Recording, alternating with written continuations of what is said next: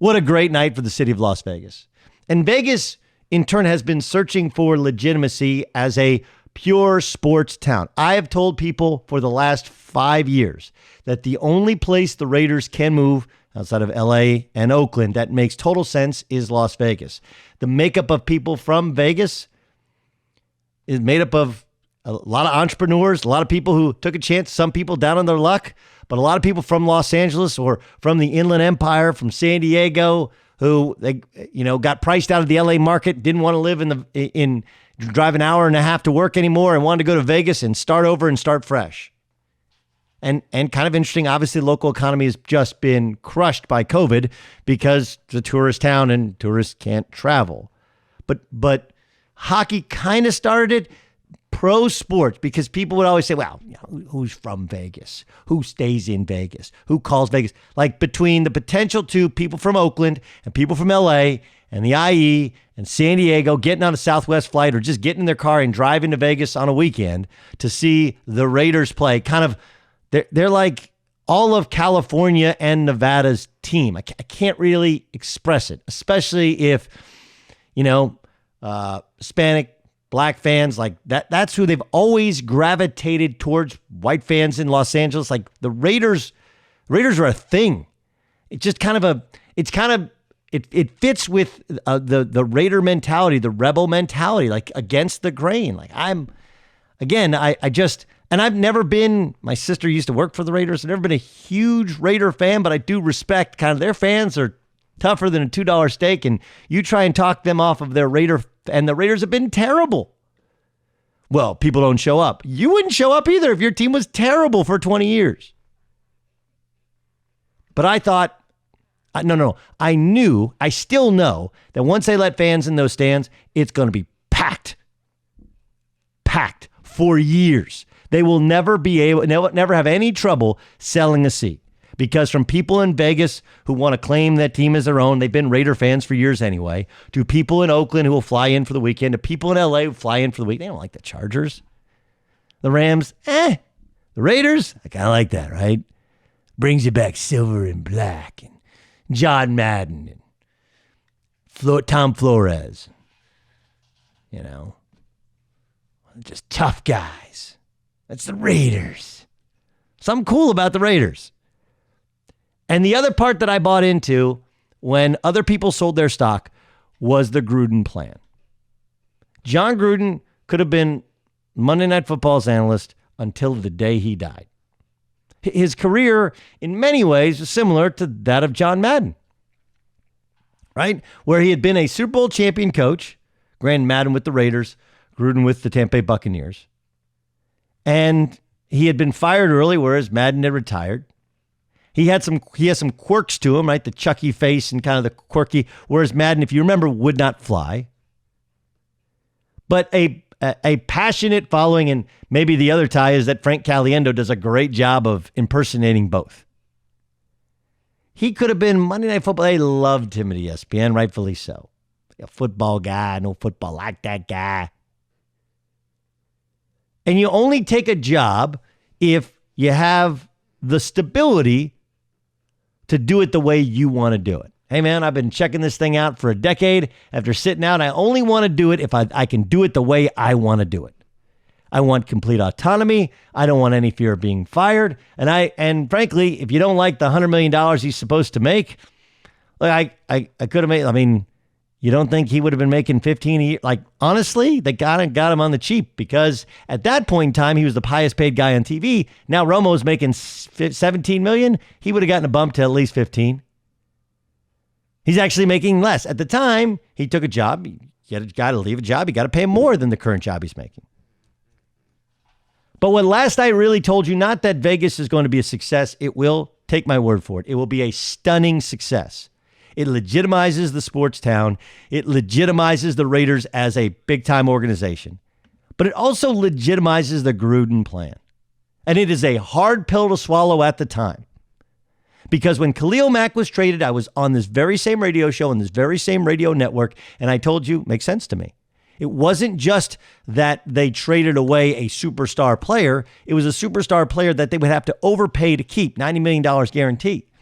And it's a cash light franchise that had not yet cashed in on the Vegas money. Still haven't been able to.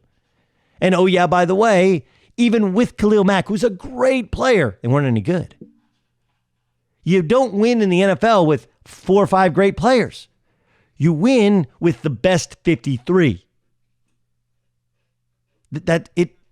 How many times have the Patriots had the best player at any one position? Right? Even Tom Brady is a tremendous player. I can make the argument that most years he wasn't the best quarterback. Aaron Rodgers is better. Russell Wilson has been better. Like, go back historically at other quarterbacks. Hey, Pat Mahomes was a better quarterback, just young and inexperienced. But they won because the quarterback took a little bit less and they had the best overall roster and the best team. It's the ultimate team sport. Don't you hear that? Then they trade Amari Cooper. How can you get rid of Amari Cooper instead of paying him? How? This is how. Why have one talented wide receiver and have other guys that fill in at veteran minimum? You know, why have one guy when you can have a bunch? And look, there have been swings and misses that have been well publicized as they've been drafting, but there's a hit rate to it. And clearly they're starting to hit. We have Max Crosby on the show later. Ask him. It's not just about Crosby. It's about the overall talent that the Las Vegas Raiders are able to put out there. The more picks you get, the more chances you give yourself, not just to get a talented young player. What else have we seen so far in the NFL? Massive injuries. Now, look, there have been young players that have been injured, but again, everything is about playing the percentages. Young players get hurt less often than older players. Draft picks, though the hit rate is 50%, maybe 60%, depending upon what round you draft them in. Right? Free agents, the hit rate's about 33%, and you have to pay them a lot more money. I mean, look, I even like, they had Josh Jacobs, obviously they crushed getting him in the draft. He's a star. Devontae Booker, a kid who got hurt at Utah. I mean, that's just a great backup running back. They have guys. They just have a bunch of guys. And they're throwing out good young talent that is energized to be there. They're not just, look, they took a chance on Darren Waller, who had the substance abuse and changed positions, and he's got a chance to be a superstar. They went out with one of those, first round picks and got Henry Ruggs and got themselves an absolute burner. Hunter Renfro's he's the classic, slot machine guy. Obviously got dinged up last night, but there's a guy that Gruden takes a chance on. The Antonio Brown thing was a mistake. They tried to skip a step. They tried to have flash and glamour. They tried to give somebody. They tried to give somebody for Derek Carr to throw to trust, for other guys to look up to because he's a hard worker, and it was a mistake. But look, Jason Witten can't really play anymore, but he's essentially a coach on the field, and he's a guy that can keep Darren Waller on the straight and narrow. Perfect. There's a plan in place there. And it's pretty obvious that guys like Jonathan Abram, who they drafted, did get hurt falling into the TV deal. You look around this team, and Max Crosby, who's playing outstanding football so far this year, is going to join us later. The plan was, hey, we're going to restructure ourselves. We're going to sell off our expensive pieces. We're going to see what we got at quarterback. If nothing else, Derek Carr is an excellent leader. Let's rebuild our offensive line. Let's get young talent at skill positions. And we might not have a superstar on our entire team. Josh Jacobs notwithstanding, but there's a lot of good running backs. But what we will do is we need more guys to have overall talent to compete. And we have less guys that are questioning the coaching because Jon Gruden's not going anywhere. That's what the 10-year deal signified. That's what selling off the pieces signified. It got their salaries and their salary cap in line. It loaded them up with young talent. It gave them a percentage chance of hitting on draft picks, and Mike Mayock has done a really, really good job. Has he hit on everything? Absolutely not.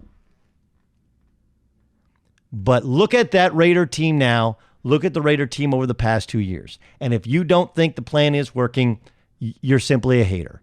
You don't want to know the truth. And I told you 2 years ago what they were doing because people in the league said, you know what? They got a couple of good pieces, but they're going to have to overpay to keep them. They're better off moving them and moving on and starting over. And Jon Gruden, at the end of the day, is a really good football guy. He'll figure it out. And you know what?